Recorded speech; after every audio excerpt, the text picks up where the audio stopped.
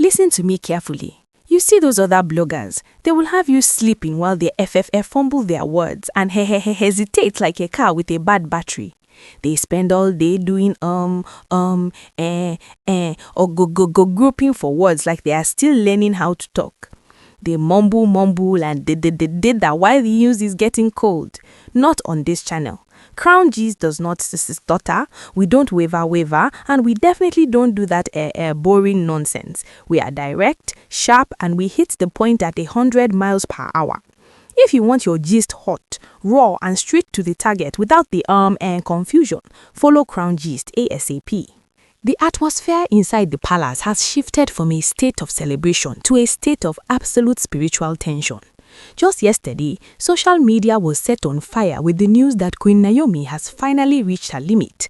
They say the queen, known for her calmness, has finally laid a spiritual decree, a curse, upon those who have been following her bumper to bumper, trying to destroy her reputation and her peace. The panic in the palace is visible. People who used to be bold in their gossip are now looking over their shoulders. We hear that elders and palace officials are coming out in droves pleading with Queen Naomi to reverse the words she had spoken. They are terrified that the spiritual weight of her prayers will bring disaster to those involved. But here is the thing. We haven't confirmed if this is a social media content move or a real-life spiritual battle.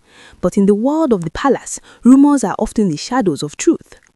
Just as the people were trying to process the news of the cross, something even more dramatic happened.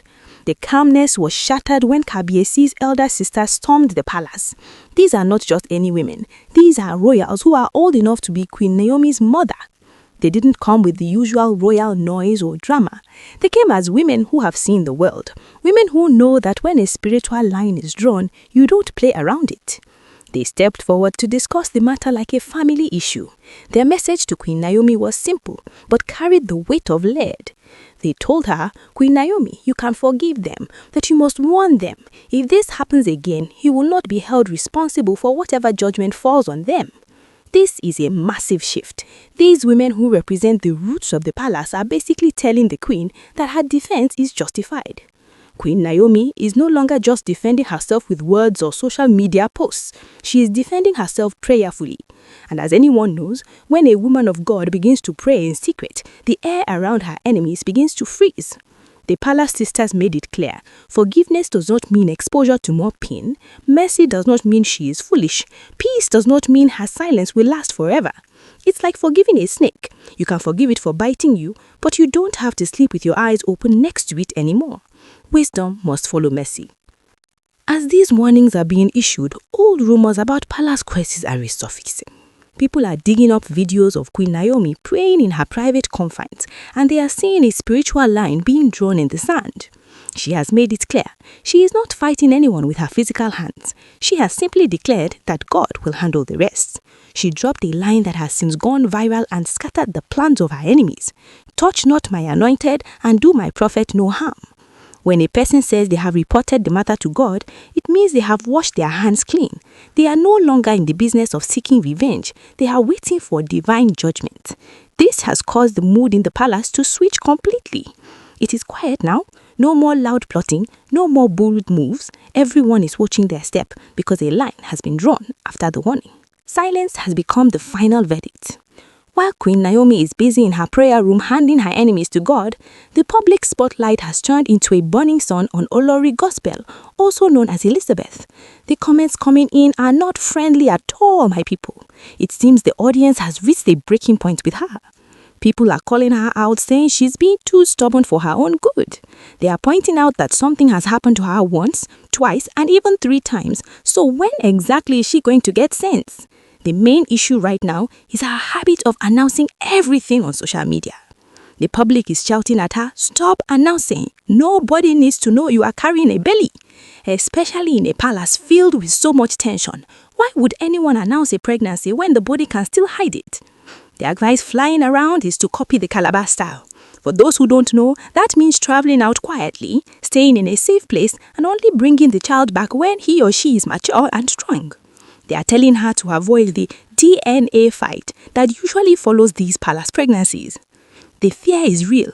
People are whispering that the poor girl is trying to avoid trouble, but she is the one inviting Castella by rushing to social media every time she misses her period.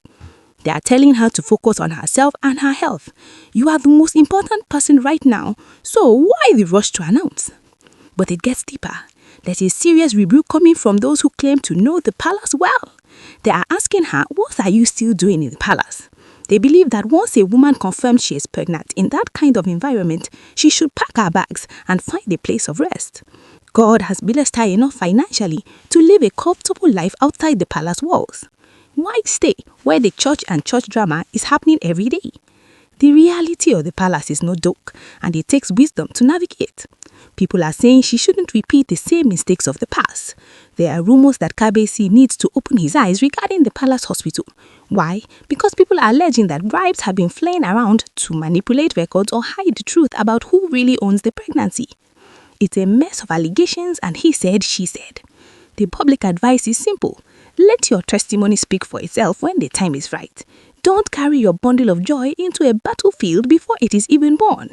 At this point, even the most neutral observers are nodding their heads in agreement.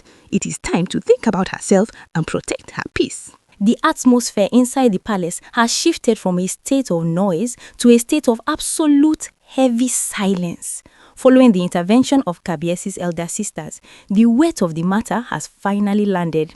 These sisters, who are senior to Queen Naomi and carry the authority of the royal bloodline, didn't just come to talk. They came to witness a spiritual handover. According to what we are hearing from the palace walls, the air became frozen when Queen Naomi gave her final response to the elders and the sisters. She didn't shout, she didn't point fingers, and she didn't throw a tantrum. Instead, she nodded smoothly and softly.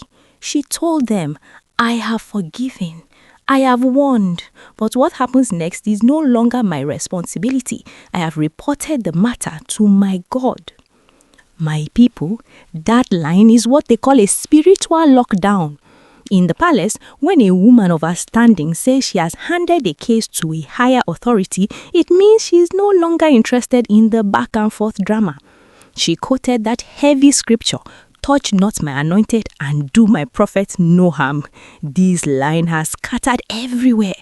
It means she has officially washed her hands clean of whatever judgment or castala might fall on those who have been plotting against her. Because of this, the elders are reportedly terrified. They have approached her quietly, not in a public way, but in a secret, humble way, pleading for palace air to breathe. They asked her to let there be no spiritual misunderstanding and for the palace to remain calm.